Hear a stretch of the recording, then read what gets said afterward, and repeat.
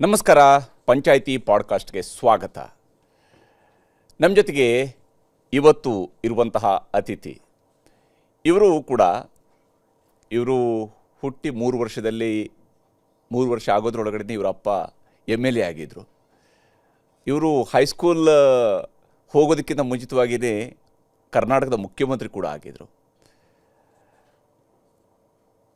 ಆದರೆ ಪಕ್ಷದ ಯುವ ಘಟಕದ ರಾಜ್ಯಾಧ್ಯಕ್ಷನಾಗಿ ನಂತರ ಚುನಾವಣಾ ರಾಜಕಾರಣಕ್ಕೆ ಧುಮುಕಿ ಸತತವಾಗಿ ಬೆಂಗಳೂರನ್ನು ತನ್ನ ಕಾರ್ಯಕ್ಷೇತ್ರವನ್ನಾಗಿ ಮಾಡಿಕೊಂಡು ಗಾಂಧಿನಗರದ ಶಾಸಕರಾಗಿ ಸತತವಾಗಿ ಆಯ್ಕೆಯಾಗ್ತಾ ಬಂದು ಮಂತ್ರಿಯಾಗಿ KPCC ಅಧ್ಯಕ್ಷರಾಗಿ ಕಾರ್ಯನಿರ್ವಹಿಸಿದಂಥವರು ಈಗ ಕರ್ನಾಟಕದ ಜನರ ಆರೋಗ್ಯವನ್ನು ಕಾಪಾಡುವಂತಹ ಭಾಳ ಮುಖ್ಯವಾಗಿರುವ ಆರೋಗ್ಯ ಇಲಾಖೆಯ ಸಚಿವರಾಗಿ ಕಾರ್ಯನಿರ್ವಹಿಸ್ತಾ ಇರುವಂಥವರು ದಿನೇಶ್ ಗುಂಡೂರಾವ್.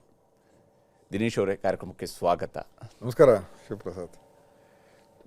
ಕೊಡಗಿನ ಹುಡುಗ ಅಂತ ಹೇಳ್ಬೋದು, ಯಾಕಂದರೆ ಅಪ್ಪ ಕೊಡಗಿನವರು. ತಾವು ಬಹುತೇಕ ಎಲ್ಲ ಬೆಳೆದಿದ್ದು ನಿಮ್ಮ ಶಿಕ್ಷಣ, ನಿಮ್ಮ ರಾಜಕೀಯ ಎಲ್ಲ ಕಾರ್ಯಕ್ಷೇತ್ರವೂ ಕೂಡ ಬೆಂಗಳೂರು.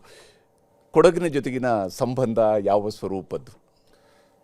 ಅಂದರೆ ತಾವು ಹೇಳಿದಾಗೆ ನಮ್ಮ ತಂದೆಯವರು 72ನೇ ಇಸ್ವಿಯಲ್ಲಿ ಶಾಸಕರಾದ ನಂತರ ಅವರು ಬೆಂಗಳೂರಿನಲ್ಲಿ ಶಾಸಕರಾಗಿ ಕೆಲಸ ಮಾಡೋದು ಇದ್ದೇ ಇತ್ತು. ಆದರೆ ನಮ್ಮ ತಾಯಿಯವರು ನಮ್ಮನ್ನೆಲ್ಲರೂ ಬೆಂಗಳೂರಿಗೆ ಕರ್ಕೊಂಡು ಬಂದರು. ಯಾಕಂದರೆ ತಂದೆಯವರು ಹೆಚ್ಚು ಅಲ್ಲಿ ಇರ್ತಾ ಇರಲಿಲ್ಲ, ಹೋಗೋದು ಬರೋದಿತ್ತು. ಅದಕ್ಕೋಸ್ಕರ ಅವರು ಬೆಂಗಳೂರಿಗೆ ಶಿಫ್ಟ್ ಆಗಬೇಕು ಅಂತ ಶಾಸಕರ ಭವನದಲ್ಲೇ ಇದ್ದು ನಾವೆಲ್ಲ ಆಗ 72ನೇ ಇಸ್ವಿ 73ನೇ ಇಸ್ವಿಗೆಲ್ಲ ಬಾಲ್ಯ ಎಲ್ಲ ಶಾಸಕರ ಭವನಲ್ಲಿ ಕಳೆದಿರುವಂಥದ್ದು. ಆವಾಗ ಭಾಳ ದೊಡ್ಡ ವಿಸ್ತೀರ್ಣ ಜಾಗ ಇತ್ತು. ಅಲ್ಲೆಲ್ಲ ಒಳ್ಳೊಳ್ಳೆ ಏನು ಮರಗಳು ಗಿಡಗಳು ಆಟ ಆಡೋದಕ್ಕೆ ತುಂಬ ಚೆನ್ನಾಗಿತ್ತು. ಅದರಿಂದ ಆ ಚಿಕ್ಕ ನೆನಪುಗಳು ಆ ನೆನಪುಗಳು ಈಗಲೂ ಕೂಡ ಇದೆ. ಅದರಿಂದ ಆವಾಗ ಬೆಂಗಳೂರಿಗೆ ಬಂದಿರೋದ್ರಿಂದ 72ನೇ 73ನೇ ಇಸ್ವಿಯಲ್ಲಿ ನಾವೆಲ್ಲ ಅಲ್ಲಿಂದ ಬೆಂಗಳೂರಿನಲ್ಲೇ ಇದ್ಬಿಟ್ಟು ತಂದೆಯವರು ಮುಖ್ಯಮಂತ್ರಿ ಆಗಿ ತದನಂತರ ಅವರು ಸೋತ ನಂತರ ಅಷ್ಟೊತ್ತಿಗೆ ಅದು 83ನೇ ಇಸ್ವಿ ಅವರು ಮುಖ್ಯಮಂತ್ರಿ ಅವಧಿ ಯಾವಾಗ ಮುಕ್ತಾಯ ಆಯಿತು.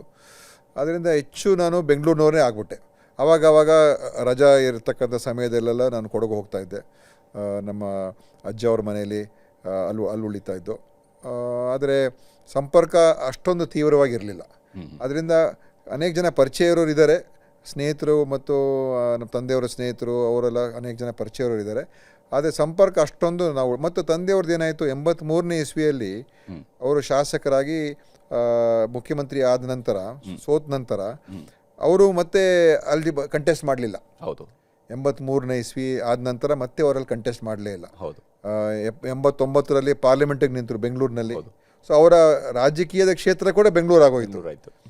ಅದರಿಂದ ಆ ಒಂದು ಗ್ಯಾಪ್ ಅಂತರ ಆ ಸಂಪರ್ಕಕ್ಕೆ ಸ್ವಲ್ಪ ನಮಗೆ ಯಾವ ಹತ್ತಿರದ ಸಂಪರ್ಕ ಇಟ್ಕೊಳ್ಳುವಂಥ ಸನ್ನಿವೇಶ ಅಷ್ಟು ಬರಲಿಲ್ಲ. ಹೌದು.